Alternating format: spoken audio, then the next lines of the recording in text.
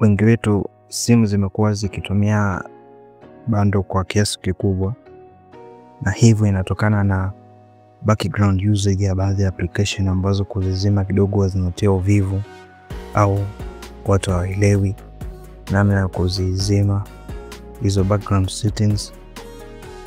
So huwa hii inasababisha matumizi ya bando yawe makubwa sana. So katika video hii nitaelekeza namna ya kuzima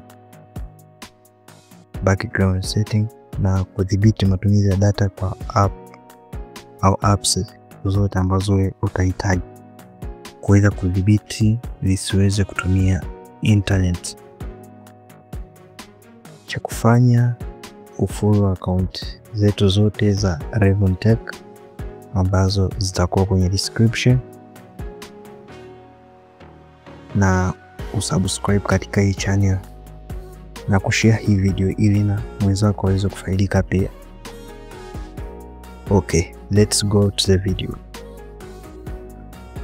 Hizi ni hatua ambazo unaweza kutumia ili uweze kudhibiti matumizi ya bando kwa baadhi ya apps kwenye simu yako.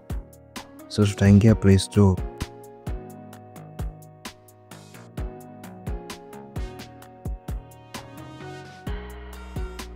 Kisha tukifika Play Store, tutakuja kusearch NetGuard. Search NetGuard hii hapa. Ukisha search utaiona hapa, ni hapa ambayo imeandikwa NetGuard No Root Firewall. Kisha utaiclick hiyo application, utaklik. Baada ya kuinstall utaklik open. Ukifika hapa kwa mara kwanza tukuambia allow permission, so uta-allow. So kinachofuata ni utatakiwa uje huku juu uwashe hii sehemu hapa, utaklik hapo. Baada hapo utakuja hapo utaklik okay. Utaiallow iweze kurun background the netmop.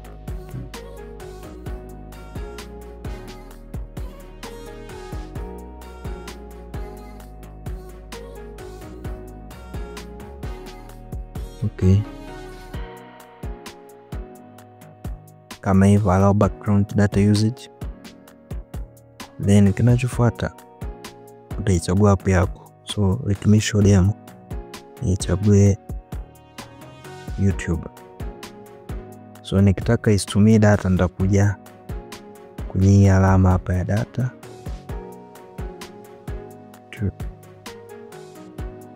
Okay, kama hivyo. So ngoja nije YouTube nijaribu hapa. Kiingia YouTube hapa, unaona haifunguki. Hata nikija kwenye shorts hazifunguki. But nikirudi tena nikiclick, nikitoa ile mode, kija kuwasha hivi, unaona kama hivyo imefunguka kama hivyo. So weka hapo, na kama ni wifi unaweka tu hapa kwenye alama ya wifi pia inakuwa haitumii. Kika kama hiyo, ukifungua huko unaona video hata ukiclick haichezi.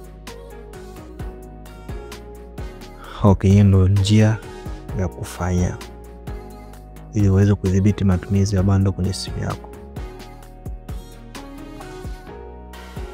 Na uhakika hadi hapo kwa hiyo video utakuwa umejifunza kitu na utakuwa umeongeza maarifa. Kuna mambo naomba uweze kuyafanya kama support katika hii channel. Cha kwanza, kama wewe ni mpya, hakikisha umesubscribe kwenye hii channel na umewasha alama ya kengele ili uweze kupata updates pale ambapo nitakuwa natuma video mpya. Alafu pia kuna hizi account ambazo pia naomba uweze kuzifollow. Kuna Instagram, TikTok na Telegram. Hizi hapa pia unaweza ukazifollow, na WhatsApp, na link zake utazikuta kwenye description.